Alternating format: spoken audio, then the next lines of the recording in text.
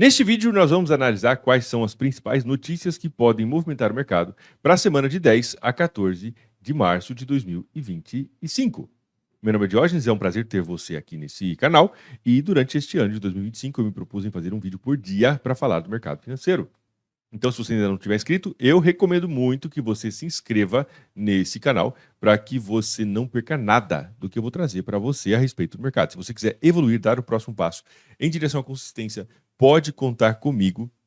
E eu tenho certeza que o que eu vou te trazer aqui, o que eu vou te apresentar ao longo desse ano, em vídeos gratuitos, sem cobrar nada, junto com lives, análises, estratégias, tudo isso pode te ajudar a dar o próximo passo em direção à consistência. Então, conta comigo e vamos para o tema do nosso vídeo. Bom, uma coisa importante, vamos ampliar um pouco a câmera aqui, uma coisa importante, se você quer ser trader no mercado financeiro, você precisa estar ciente de que você precisa entender o que acontece, né, no mundo macroeconômico, como que funciona isso. Por quê? Porque os grandes players, grandes participantes do mercado, eles utilizam a análise macroeconômica para determinar a direção de possíveis, a direção de ativos, tá? Valorização ou desvalorização de ativos. Grande parte disso acontece devido à ideia ou perspectiva de cenários inflacionários ou deflacionários. Cenários inflacionários acabam requerendo a utilização de ferramentas macroeconômicas, ou ferramentas de política monetária, tá? Para conter a inflação, como, por exemplo, taxa de juros.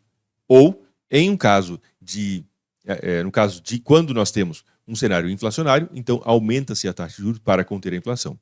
Quando nós temos um cenário deflacionário, onde o governo ou o Banco Central quer estimular a economia, então se baixa a taxa de juros para fomentar o consumo. E é por isso que você deve estudar elementos macroeconômicos, para você entender como é que essas coisas estão acontecendo, o que isso representa em termos de possibilidade para você. Quando a gente fala de elementos macroeconômicos para o mercado de ações, nós estamos falando geralmente de uma relação inversa, aumenta a taxa de juros, a moeda tende a se valorizar, enquanto que as ações desvalorizam, e vice-versa, tá?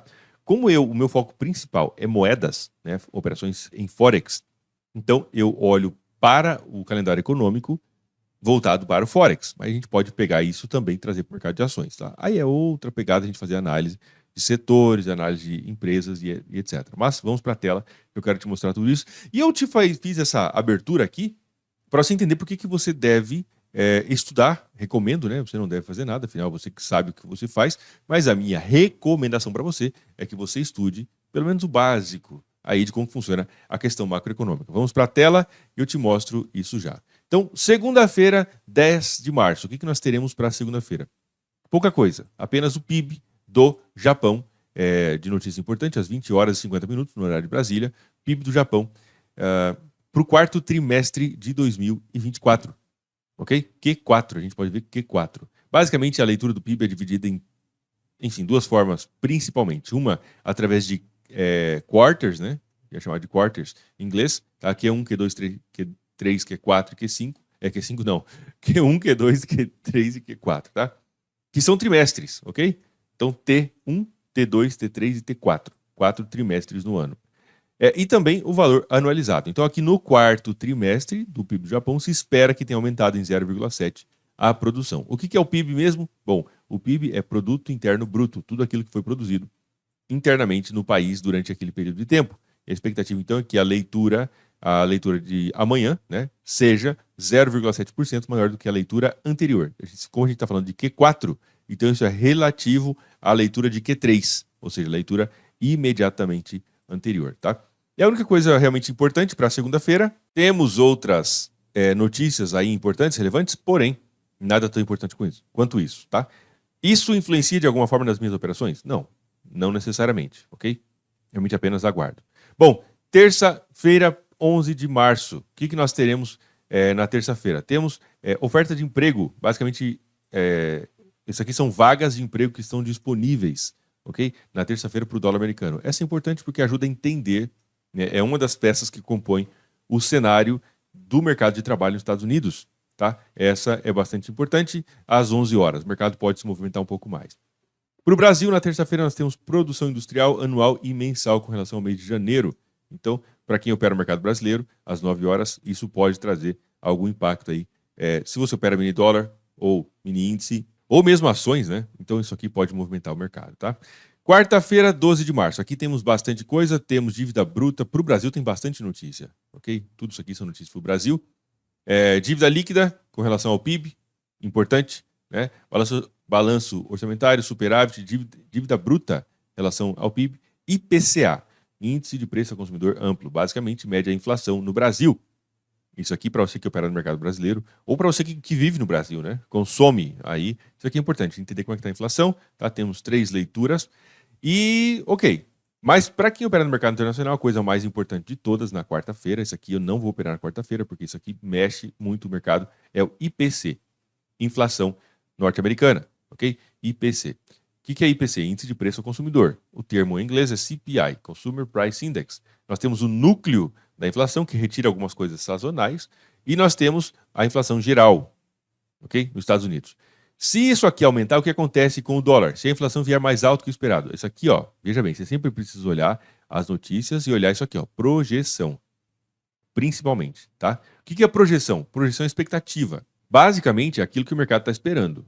O mercado está esperando, por exemplo, que esse primeiro número venha em 3,2%. E aqui 0,3 é o valor mensal, 0,3 e 2,9. O que vai acontecer se esses números vierem mais altos do que a projeção? O que vai acontecer? Bom, dólar americano tende a se valorizar. Por quê? Bom, vamos pensar então exatamente numa coisa que eu já falei aqui, né? Se esses números vêm mais alto do que a expectativa, ó, do que essa expectativa aqui, o que acontece? Bom, acontece então que temos um cenário inflacionário no Japão. No Japão não, nos Estados Unidos, tá? É Estados Unidos. Temos um cenário inflacionário. E isso significa que o preço de bens, produtos e serviços nos Estados Unidos está mais alto do que esperado. O que, por sua vez, pode fazer com que o Banco Central, o Fed, tá, o Banco Central americano, ele decida adotar uma política monetária mais restritiva ou aumentar a taxa de juros em última instância, tá? Aumentar a taxa de juros. Se aumenta a taxa de juros, o preço dos títulos públicos, da dívida pública americana, aumenta, por causa que a remuneração será maior. Afinal, a taxa de juros é o que remunera os títulos públicos, ok? E isso, então, faz com que a moeda suba. Se esses números aqui na quarta-feira vierem mais altos do que o esperado, aqui, ó, de forma geral, tá? Isso pode fazer com que o dólar americano se valorize frente às outras moedas. E nesse caso, pares como AUD, USD, Euro, USD, GBP, USD e NZD, USD, eles caem. Afinal, o dólar é a segunda moeda, tá? E pares como o STCAD, o STCHF e o STJPY sobem. Por que eu não opero na quarta-feira que tem liberação de dados da inflação? Por causa que isso aqui afeta todo o mercado. A inflação americana afeta todo o mercado. Você está negociando o euro GBP, que não tem nada a ver com a paçoca, e ele vai se movimentar de forma diferente e fora do esperado. Você está negociando o GBP CAD, que não tem nada a ver com a história, né? Não tem nem dólar americano e etc., mas ele vai se movimentar também. Você está negociando mini índice aqui do Brasil, vai se movimentar também. Pode ter certeza que ele vai sofrer impacto dessa inflação americana. Você está negociando o índice da Espanha, por exemplo. Ele, cara, quando for 9,6, tá? Ele muito provavelmente vai dar aquela balançada. Você está negociando o índice da Inglaterra também, mesma coisa. Então, notícias importantes para o dólar são importantes para o mundo inteiro, para todos os mercados, para todos os tipos, para todos os ativos. IPC, inflação, basicamente é uma das notícias que eu me resguardo, eu fico de fora. Nesse dia eu não opero e pronto, ponto final. Okay? Além disso, temos estoque de petróleo para o dólar americano e taxa de juros para o dólar canadense. Quando tem taxa de juros para alguma moeda que não seja o dólar, eu não opero aquela moeda. Então, nesse caso aqui, esse dia eu não vou operar. Mas imagine que não tivesse inflação americana, ok? Bom, nesse caso, como tem taxa de juros para o dólar canadense, eu não operaria nenhum par que tivesse o dólar canadense. Porém, quando tem taxa de juros para o dólar americano, aí eu não opero nada. Porque, né, basicamente funciona a mesma lógica, a mesma ideia aqui. A inflação americana, né, vai movimentar todos os mercados. Bom, taxa de juros americana vai movimentar todos os mercados ainda mais, tá? Então, basicamente na quarta-feira eu estou fora e você faça aí. Tome cuidado, né? Apenas esteja ciente dessas limitações, ok? Muito bem, próximo, na quinta-feira temos pedidos iniciais por seguro-desemprego para o dólar americano e temos uma outra inflação um pouco menos relevante, mas ainda assim importante, mas não chega a ser impeditivo para mim, que é o IPP, é a inflação no começo da cadeia produtiva para o dólar americano, ok? Na quinta-feira eu vou operar normalmente, porque tem essas notícias, mas não chega a ser impeditivas. E na sexta-feira, dia 14 de março, temos o PIB para o Reino Unido. A expectativa está bem baixa, né? 0,1, a expectativa que tem aumentado 0,1, né, no mês de janeiro, tá? E depois temos a inflação da Alemanha também, que é importante. Não chega a ser impeditivo para mim, mas é importante sim, às 4 horas da manhã. Depois no Brasil temos vendas do varejo, que também é importante para o mercado nacional, tá bom? E depois mais nada, acabou, tá? Veja bem, o que você precisa entender quando se trata de calendário econômico? Você precisa entender qual que é a notícia, né, se ela vai causar um aumento no consumo ou uma diminuição no consumo. Basicamente é isso. Ok? Se você, ou melhor, essa é uma forma de você começar a olhar para as notícias. Quando você olha uma notícia, você precisa entender se essa notícia se traduz em mais consumo ou menos consumo. Se isso se traduz em mais consumo, logo temos um potencial cenário inflacionário. As coisas vão subir, o preço geral das coisas vai subir. E isso pode fazer com que o Banco Central aumente a taxa de juros, o que pode fazer com que a moeda se valorize mais.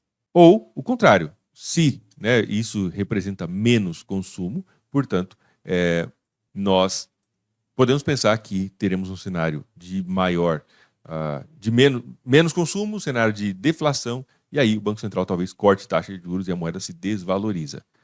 Por via das dúvidas, você pode entrar aqui e clicar em qualquer uma das moedas, dessas notícias, por exemplo, e você vai ver aqui a descrição. Uma leitura maior que o esperado deve ser tomada como negativa para o dólar, enquanto que uma leitura menor do que o esperado deve ser tomada como positiva para o dólar. Tá? E aí, é claro, lembrar em que posição o dólar está no par. Euro-USD está como segunda moeda e assim por diante, tá bom? Durante esse ano de 2025 vai ser um vídeo por dia, se inscreve aí no canal, deixa seu like, seu comentário. Amanhã teremos vídeo novo para falar do mercado e nos próximos dias vou te trazer detalhes sobre a minha melhor estratégia, ok? Como você pode, inclusive, copiar a minha melhor estratégia de trading, ok? Te vejo amanhã no nosso próximo vídeo. Um forte abraço, fica com Deus e até amanhã.